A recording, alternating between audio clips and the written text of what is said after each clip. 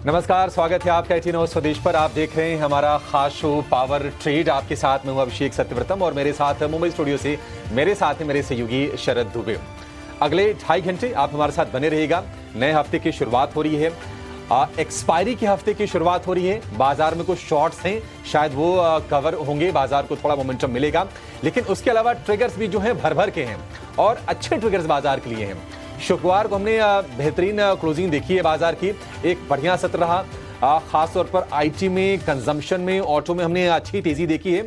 और आज अगर हम 4-5 ट्रिगर्स की बात करें तो बहुत ही अच्छे सपोर्टिव ट्रिगर्स भारतीय बाजार के लिए हैं। वो कौन से हैं उन पर आगे चर्चा करेंगे और आपको एक से बढ़कर एक ट्रेड्स बताएंगे।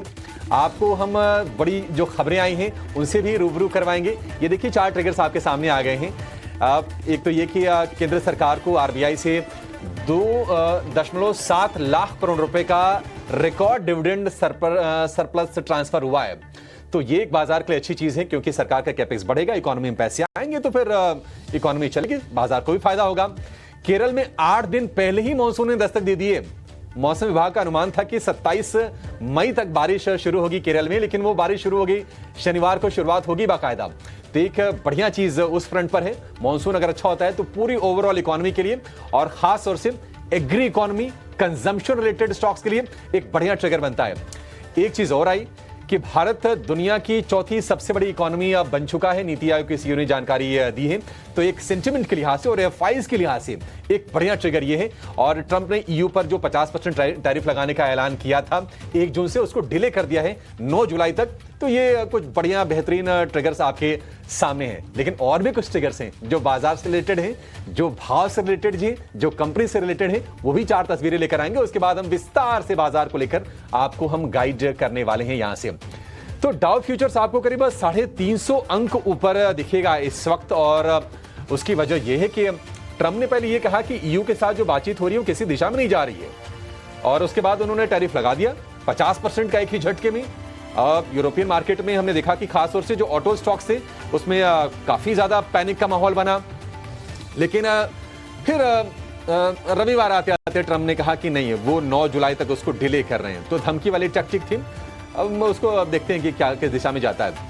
शुक्रवार को एफआईज की कैश में करीब 1800-1900 करोड़ रुपए के 1800 करोड़ रुपए के आसपास की बाइंग हुई है। एफ&ओ में भी खरीदारी हुई है। ब्रेंट क्रूड की बात करें एक रेंज में है, $65 के आसपास है।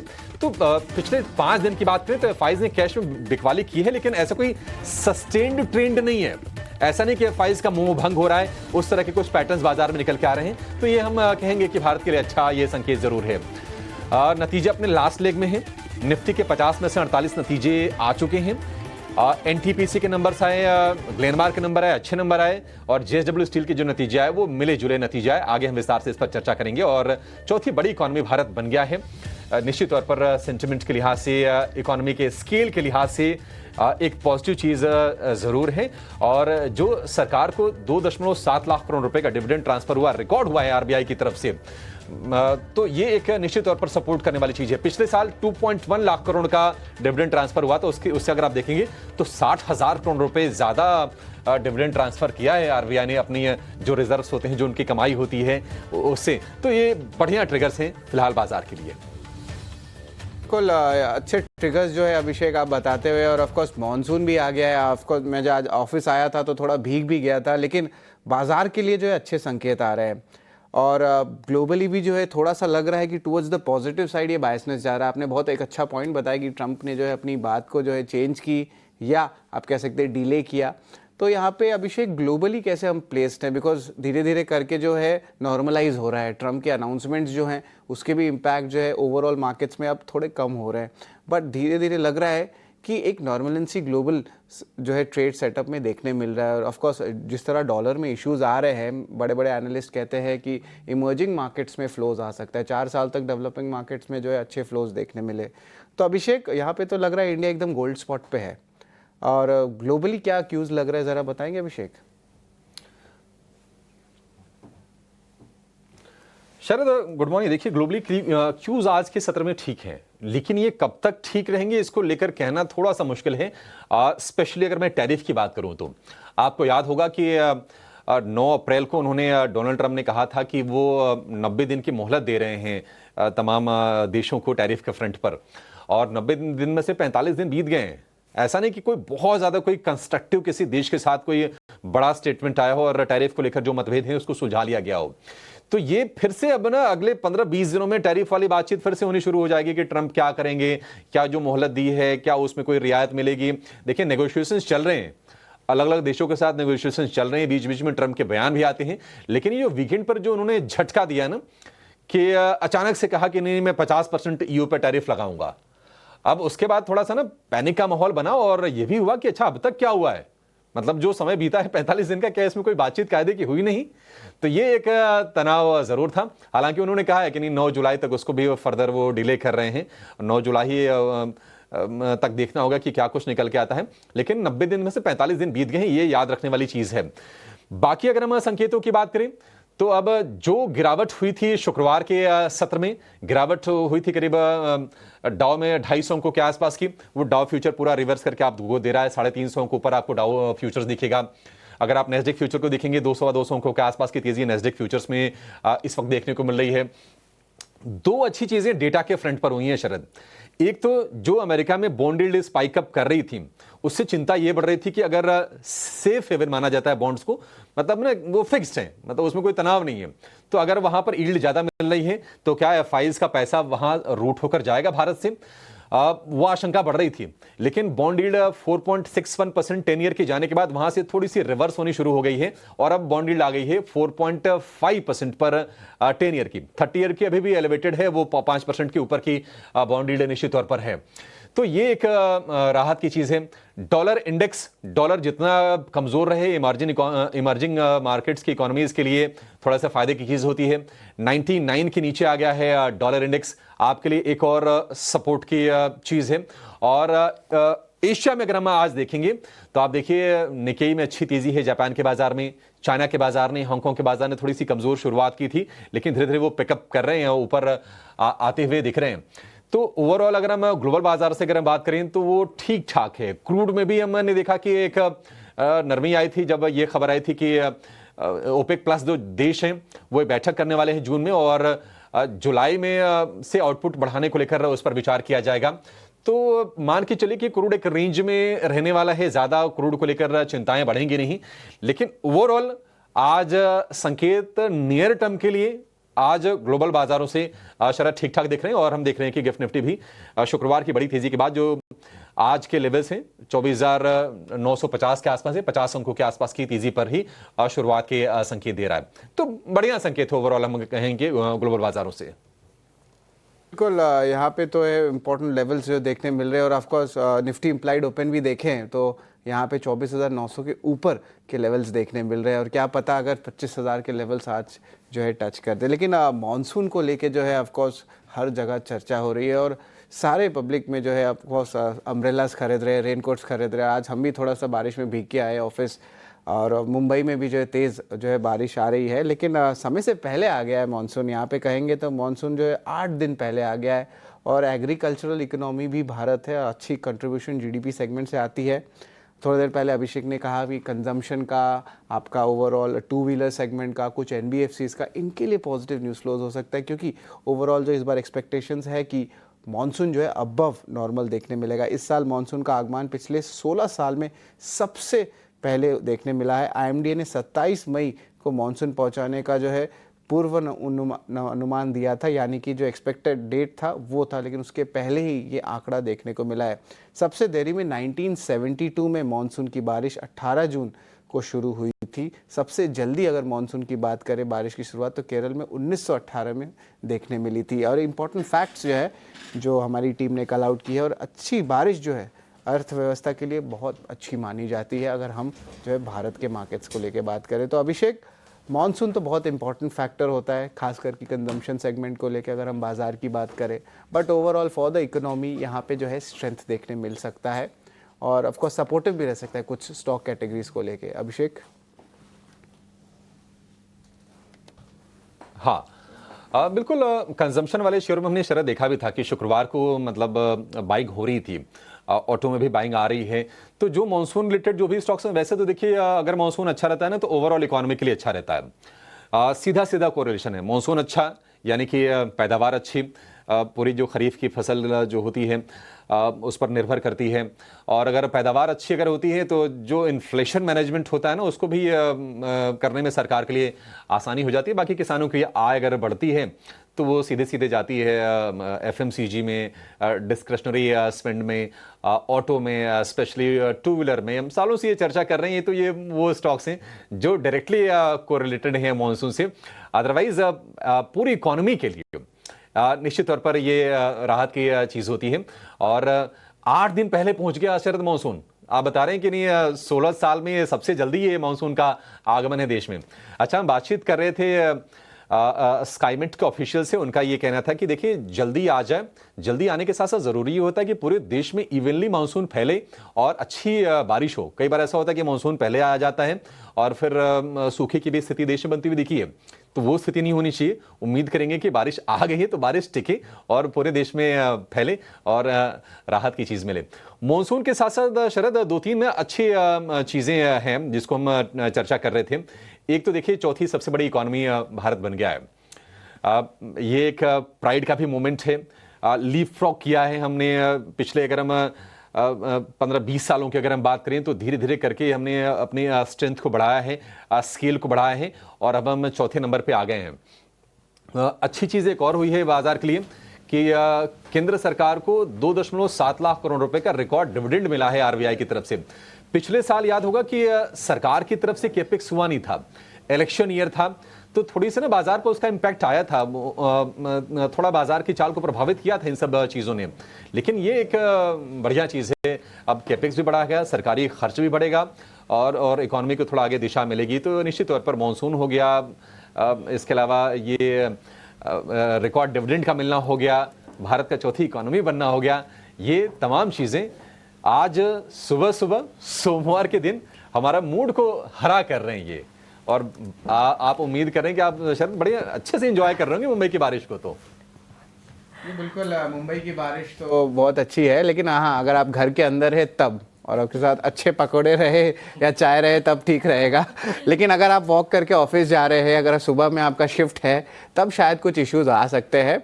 इनफैक्ट अभिषेक अब तो ट्रैफिक का सिलसिला भी शुरू हो जाएगा मुंबई में। लेकिन खैर जैसे आप कह रहे हैं, आज सुबह की शुरुआत बहुत सुहानी होती हुई दिखी है, क्योंकि देखिए इकोनॉमी की तर्ज पर एक के बाद एक सारे के सारे पॉजिटिव इंडिकेशंस आ रहे हैं। मॉनसून की आप बात कर रहे हैं और इनफैक्ट सभी को बधाई, हमने शुरुआत भी इसी से की थी, दुनिया की चौथी सबसे बड़ी इकोनॉमी भारत बनता हुआ, और ये अपने आप में ही एक बड़ी बात है। और जापान को पीछे छोड़ दिया हमने, और उम्मीद यही करके चल रहे हैं कि जिस तरह के गोल सेट कर हम चल रहे हैं, जर्मनी को पीछे छोड़ जल्दी ही तीसरी सबसे बड़ी इकोनॉमी की तरफ आगे भी बढ़ेंगे।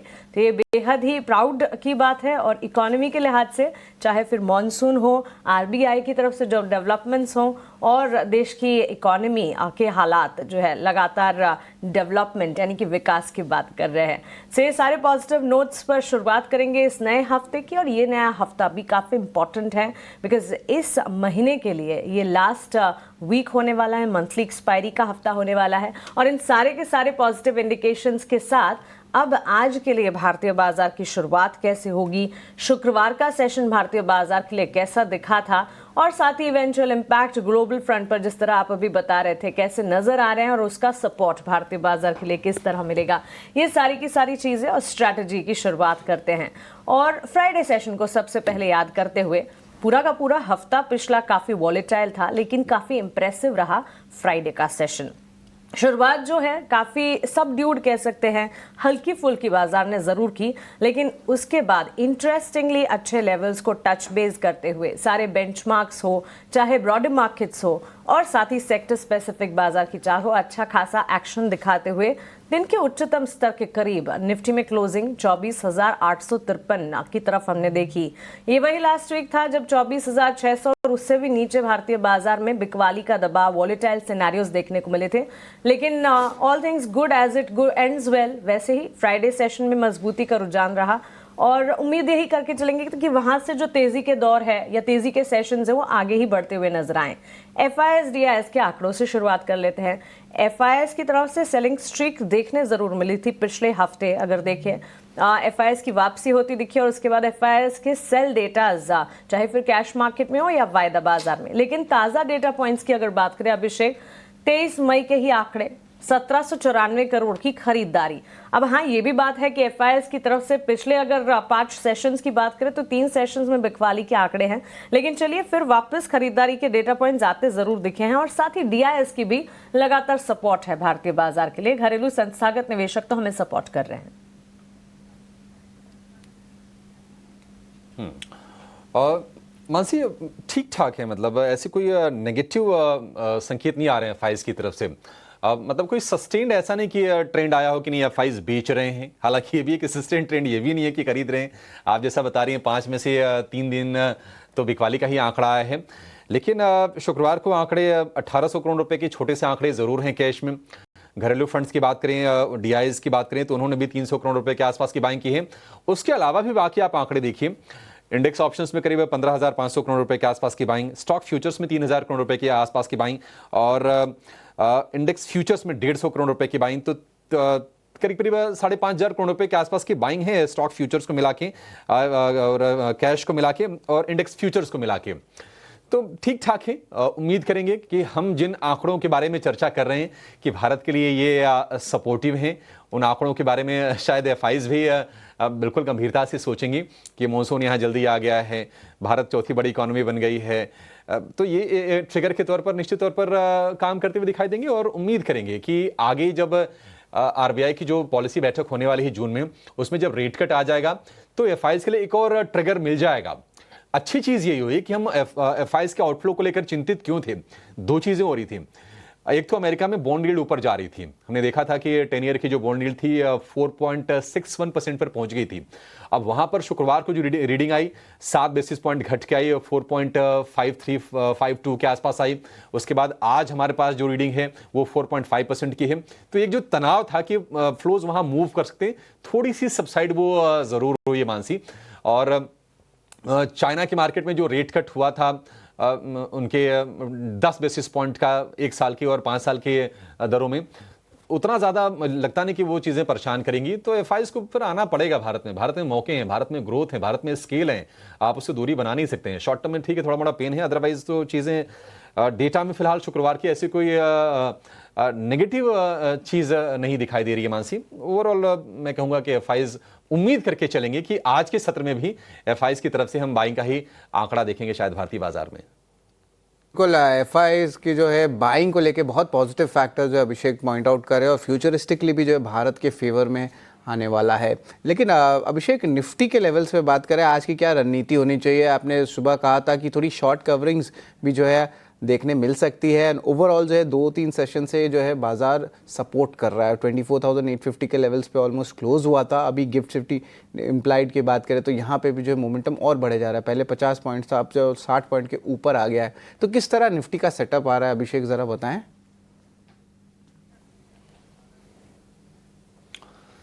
शरद, अच्छा सेशन रहा शुक्रवार को और शुक्रवार को हमने देखा कि मतलब 24,800, मतलब उसके पहले 24,800 टूटा था, 700 टूटा था, 500 के भी नीचे पहुंच गया था बाजार। लेकिन एक झटके में डैमेज कंट्रोल अच्छा किया है निफ्टी ने और बढ़िया स्ट्रेंथ दिखाई है। और इस स्ट्रेंथ के पीछे की वजह यह रही कि जो बड़े शेयर्स हैं उनसे भी सपोर्ट मिला। आईटी शेयरों ने सपोर्ट किया क्योंकि यूएस में बॉन्ड यील्ड थोड़ी कम हुई, तो आईटी शेयरों को थोड़ा सपोर्ट मिला, आईटी ऊपर आए। रिलायंस ने बाजार को सपोर्ट करने का काम किया, एचडीएफसी बैंक से सपोर्ट मिला। तो जो बड़े शेयर्स थे उन्होंने लीडरशिप की भूमिका ली और बाजार को अच्छे से सपोर्ट करने का काम किया। अच्छी चीज एक ये भी हुई है कि अर्निंग सीजन भले ही बहुत सरप्राइजिंग ना आ रहा हो, बहुत अच्छा ना आ रहा हो, लेकिन ओवरऑल अगर हम कहेंगे तो बढ़िया ही उसको कहेंगे। 48 जो नतीजे अब तक आए हैं निफ्टी के, उसमें से 32 जो नतीजे आए हैं या तो अनुमान से बेहतर आए हैं या फिर अनुमान के मुताबिक आए हैं। तो वो सेटअप थोड़ा ठीक लग रहा है। आज ये 50-60 अंक ऊपर खुलने के संकेत गिफ्ट निफ्टी दे रहा है, लेकिन ऐसा लग रहा है कि जहां पर खुलेगा वहां से रफ्तार और बढ़ाएगा। तो जितना नीचे मिल जाए जो इंट्राडे ट्रेडर्स हैं उनके लिए उतना ही अच्छा है। अगर हम मजबूत सपोर्ट की बात करें तो अगेन यहां से 24,000 700 एक सपोर्ट के तौर पर काम करेगा। जो पक्का वाला सपोर्ट है वो हो गया है 24,500 का। रेजिस्टेंस की बात करें, अभी भी 25,000 के रेजिस्टेंस के आसपास निफ्टी रहेगा। एक छोटा रेजिस्टेंस फेस करेगा उस लेवल के आसपास, लेकिन उसके बाद 25,300 और 25,500 तक के दायरे बाजार में खुलते हुए दिखेंगे। आज देखते हैं कि एफआईएस के जो आंकड़े आते हैं वो किस तरह से आते हैं, लेकिन निश्चित तौर पर अब ये चूंकि एक्सपायरी का वीक है, थोड़ी सी वोलेटिलिटी के लिए आप तैयार रहिए। थोड़ी वोलेटिलिटी शायद ट्रंप आपको दे दें, क्योंकि उनके बयानबाजियों का दौर फिर से शुरू हो गया है। बड़बोले हैं, कुछ भी बोलते हैं और उसके बाद बाजार पर रिएक्शन आता है। ये क्या कहें, अब दुनिया की सबसे बड़ी इकोनॉमी, सुपर पावर के वो राष्ट्रपति हैं, कुछ बोलेंगे तो फिर उसका असर आता ही है।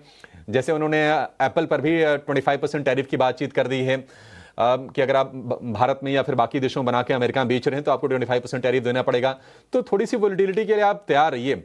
नियर टर्म में तो चलिए चीजें ठीक लग रही हैं, लेकिन अगर आप थोड़ा सा और आगे देखेंगे, महीने डेढ़ महीने बाद, तो टैरिफ वाली टेंशन फिर से बाजार के लिए शरद वो निकल के आएगी। 45 दिन बीत गए हैं टैरिफ को लेकर जो मोहलत दी थी रेसिप्रोकल टैरिफ पर ट्रंप ने। 45 दिन का समय बाकी है और अभी तक बहुत कुछ कंस्ट्रक्टिव निकल के नहीं आया है। भारत के भी ट्रेड नेगोशिएशंस हो रहे हैं ट्रंप के साथ साथ, लेकिन अभी देखने वाली चीज होगी कि किन मुद्दों पर सहमति बनती है। तो वही चिंता शायद आगे सताएगी, लेकिन फिलहाल हमें लग रहा है कि नहीं, 25,000 को पार करने के लिए निफ्टी तैयार दिख रहा है और 25,300 से 500 के दायरे फिर यहां से आपको खुलते हुए दिखेंगे। सपोर्ट्स वही है, बड़े बढ़िया वाला सपोर्ट निश्चित तौर पर 24,500 का काम करेगा आज। ये बात सही कही आपने अभिषेक। ट्रंप के लिए तो जितने नए नाम निकाले उतने कम हैं। तो next is Trump and his tantalising tantrums. और ऑफ कोर्स यहाँ पर यूरोप पर टैरिफ के फैसले को जो टालने की 9 जुलाई तक ही सही, लेकिन खबर आई है हो सकता है सेंटिमेंट उससे सुधरे। हालांकि आज के सत्र की अगर बात करें, यूएस और यूके के मार्केट्स मेमोरियल डे के मौके पर आज छुट्टी मनाएंगे, तो कल क्यूज वहां से होंगे नहीं। लेकिन चलिए, निफ्टी के लिए तो बड़े दायरे इस वक्त खुलते हुए 25,000 के पार की बात, 25,300, 25,500 के लेवल्स की बात।